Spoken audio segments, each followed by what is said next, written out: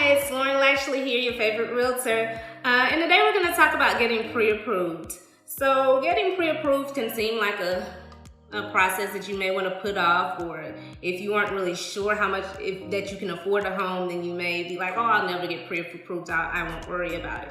But don't put it off. Like, getting pre-approved is really important for the home buying process. And so the first thing you may have heard of is like a pre-qualification. What's a pre-qualification versus how is it different from a pre-approval? A pre-qualification letter is just an estimate of how much home you can afford, okay? Whereas a pre-approval is more valuable because the lender has actually checked your credit and verified documentation to make sure of the specific loan amount that you are approved for. And a pre-approval letter can last about 90 days. Now, the documents that you'll need for a pre-approval, first you'll need your W-2 statements for the last 2 years. You'd also need, and that's just for your proof of income, right? You also need your recent pay stubs, so that may be like the last 2, which would probably be over for the last month, depending on your pay schedule.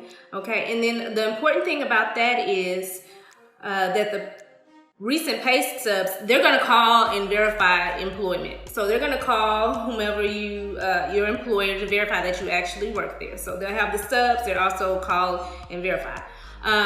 Then you want proof of any additional income. So if there's any payments that you receive monthly, any sort of, maybe you receive child support payments, any other kind of income, you want to have all of that available, okay? And then the next thing is your credit score. So some, may be a little bit discouraged because maybe in the past they had some credit issues and they're working on it.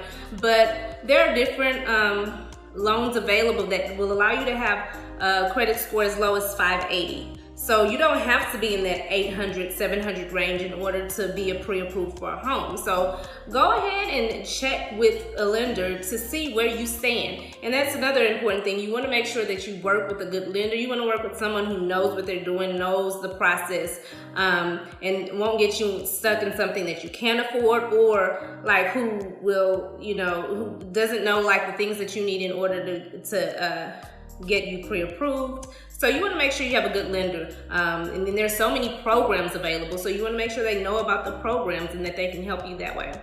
And so when you're going to make that offer on that home, you need that pre-approval letter so that you stand out as a strong offer, because a lot of sellers won't even take your offer seriously if you don't have a pre-approval letter, because that means unless of course you have a cash offer, then that's totally different, because that means you have cash on hand and you have proof of funds.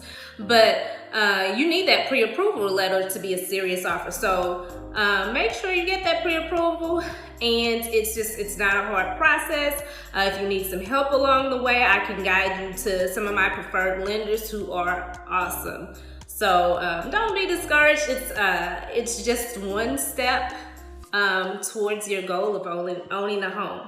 And if you have any questions, feel free to PM me. You can email me or give me a call, and I'll be more than happy to help you. All right.